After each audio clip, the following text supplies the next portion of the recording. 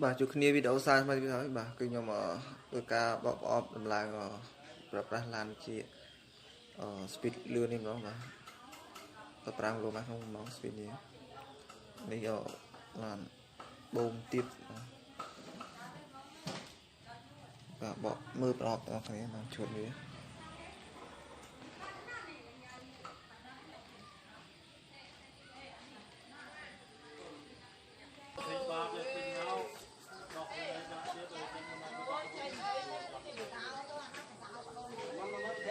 này đặt mò gì đó cả đâu tôi bị vào đâu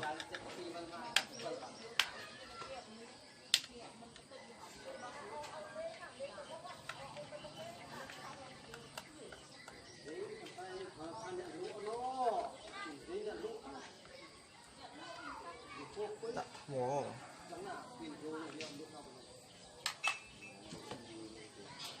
đi đặt mò nên mò tôi tí thì mò bị trâu đi mò nè đi đặt mò tele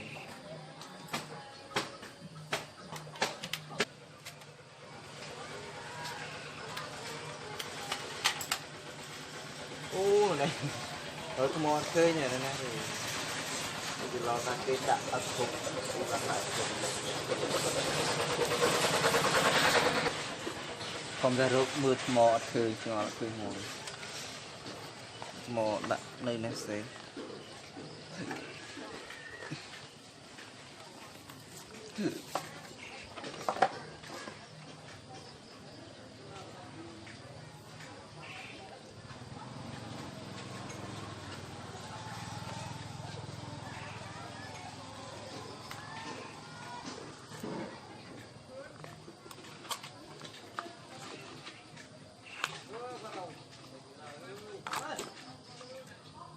mò còn muối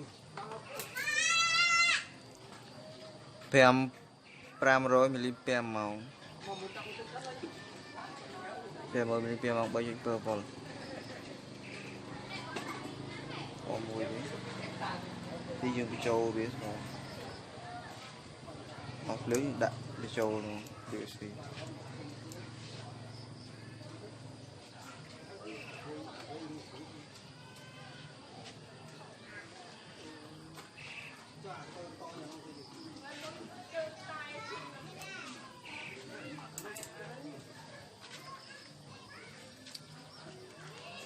sốt là nặng mò về sốt tam block sai nữa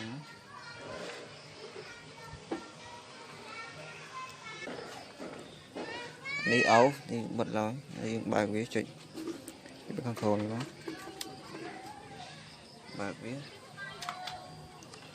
tí chuyện bài tele viết ta lấy rồi bài nữa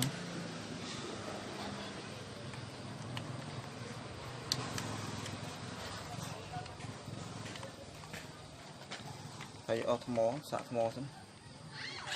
cùng vừa lấy và này cứ high speed luôn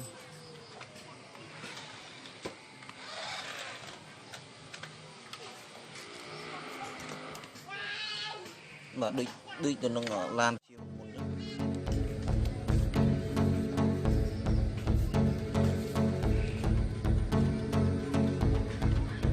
một nữa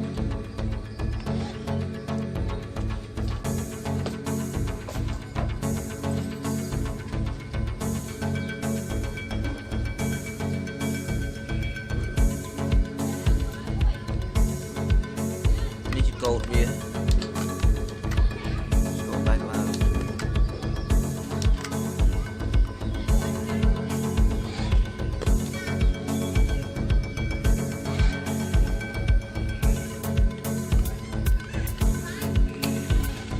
bao lươn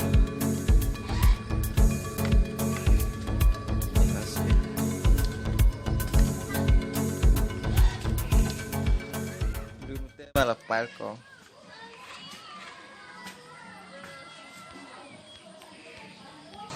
mà đây bữa đi lươn bây giờ mùi một xe như này mà tay lên nếu như hồi đừng có những bạn nhé việc từ một con bị tuông người một là lươn có dương mưa là lùng vơ chôm con với lươn đã vươn lươn này ôi từ một anh đi cột bài nghĩa Space đam cột đĩa này mình trịch vạch như đấy ôi mình mốc khối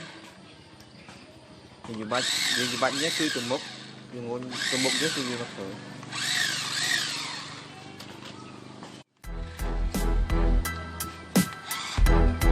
tuôn con mà tuôn qua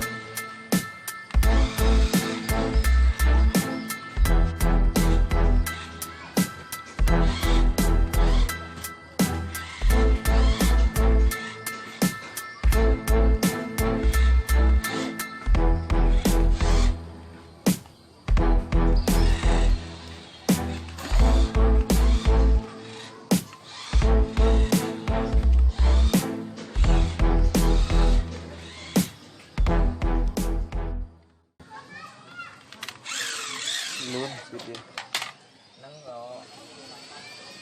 đi speed bia nè đập răng rồi mà không mỏng speed đi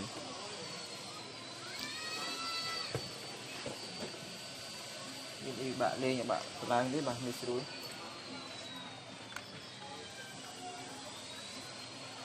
thì du lịch Osmo dương đo dương tôi là vì đo đúng không tùy chụp lên ý nhưng thử check bật vì nhưng click bật là nắng nhộn tục cáo Osmo xịt và dương đo vì mình show Osmo bị show